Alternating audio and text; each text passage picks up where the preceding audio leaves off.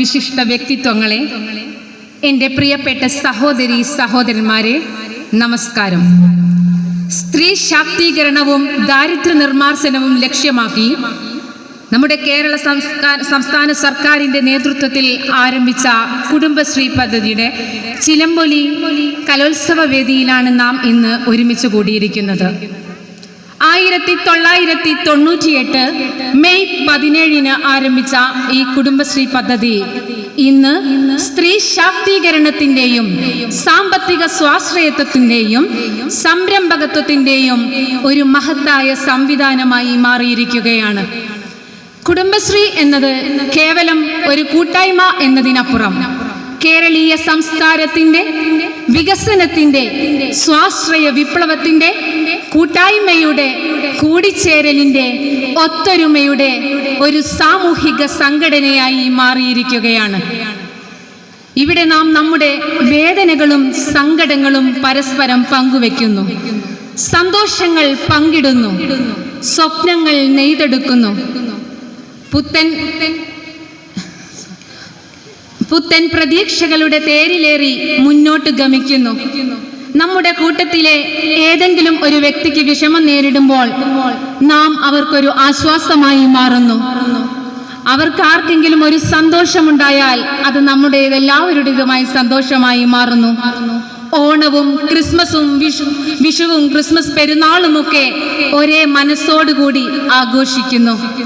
പ്രത്യേകിച്ച് ഇന്നത്തെ കാലഘട്ടത്തിൽ ഒന്ന് മുഖത്തു നോക്കി പുഞ്ചിരിക്കാൻ മടി കാണിക്കുന്ന ഈ കാലഘട്ടത്തിൽ മുഴുസമയവും ഊണില്ലാതെ ഉറക്കമില്ലാതെ മൊബൈൽ ഫോൺ സ്ക്രോൾ ചെയ്ത് ഉള്ള സമയം മതിയാകാതെ വരുന്ന ഒരു തലമുറ കടന്നു വരുമ്പോൾ യൂട്യൂബ് ഷോർട്സും ഇൻസ്റ്റഗ്രാം റീൽസും കണ്ട്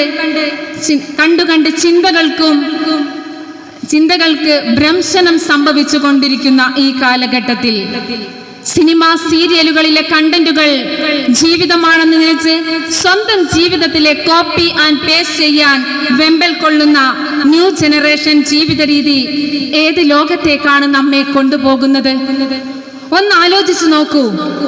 വിളിച്ചാൽ വിളിപ്പുറത്തുണ്ടാകേണ്ട മക്കളല്ലേ ഇവർ? വഴിയിൽ വീണുകിടക്കുന്ന യാത്രക്കാരനെ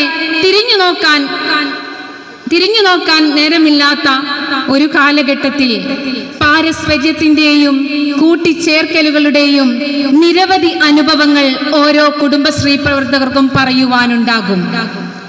പ്രിയമുള്ളവരെ, നമുക്ക് കുറെ കൂടി മുന്നോട്ട് പോകേണ്ടതുണ്ട്.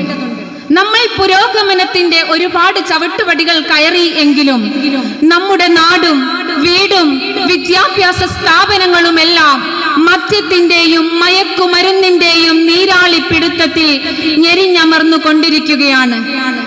മയക്കുമരുന്നിന് പണം കിട്ടാതെ വരുമ്പോൾ സ്വന്തം ഉമ്മയെ, പെറ്റുമ്മയെ കത്തികൊണ്ട് കുത്തി മലർത്തി തന്റെ 9 മാസം ചുവന്ന അതേ വയറ്റിലെ കുടൽമാലകൾ പുറത്തേക്ക് വലിച്ചെടുക്കുമ്പോൾ ആ മകൻ മദ്യത്തിന്റെ മയക്കുമരുന്നിന്റെ അഡിക്ഷനിൽ ഭ്രാന്ത് പിടിച്ച ആ മകനും ഓർമ്മയുണ്ടാവുന്നില്ലല്ലോ ഇത് തന്റെ സ്വന്തം പെറ്റുമ്മയാണെന്ന്, പെറ്റമ്മയാണെന്ന്.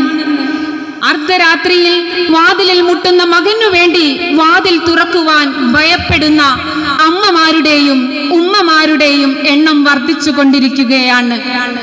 കാരണം തന്റെ മുന്നിലിരിക്കുന്നത് സ്വന്തം ഉമ്മയാണ്, അമ്മയാണ് എന്ന ബോധമില്ലാതെ എന്ത് വൃത്തികളും കാട്ടിക്കൂടുന്ന ഒരു പരിതസ്ഥിതിയിലാണ് നാം ഇന്ന് ജീവിച്ചുകൊണ്ടിരിക്കുന്നത്. ഞെട്ടും പൊട്ടും തിരിയാത്ത പിഞ്ചു കുഞ്ഞുങ്ങളെ ബലാത്കാരമായി പീഡിപ്പിക്കുന്ന ഒരു കാലഘട്ടത്തിൽ നമ്മുടെ അങ്ങാടികളും പീഡികകളുടെ പിന്നാമ്പുറങ്ങളും വിദ്യാലയങ്ങളുടെ അകത്തളങ്ങളുമെല്ലാം മയക്കുമരുന്ന് കൈമാറ്റം ചെയ്യുന്നവരുടെ വിഹാര കേന്ദ്രമായി മാറിയിരിക്കുകയാണ്. സ്വന്തം സഹപാഠികളെ മാരകമായും പൈശാചികമായും ദേഹോപദ്രവമേൽപ്പിക്കുന്നു. സ്വന്തം സഹപാഠിയെ ഇൻസ്ട്രുമെന്റ് ബോക്സിലെ കോമ്പസ് ഉപയോഗിച്ച് ശരീരം മുഴുവൻ മുറിപ്പെടുത്തുവാനും ബാത്റൂമിലെ ക്ലോസറ്റുകളിൽ മുഖം കുത്തിപ്പിടിച്ചുകൊണ്ട് വെള്ളം ഫ്ലഷ് ചെയ്യുവാനും മടിക്കുന്നില്ല. എന്തിനേറെ MDMA എന്ന മാരകമായ മയക്കുമരുന്ന് ഇന്ന് നമ്മുടെ നാടുകളിൽ സുലഭമാണ്. കഞ്ചാവിനേക്കാളും ബ്രൗൺ ഷുഗർ പോലോത്തവയേക്കാളും 10 മടങ്ങ് ലഹരി MDMA-യിൽ നിന്നും ലഭിക്കുന്നു.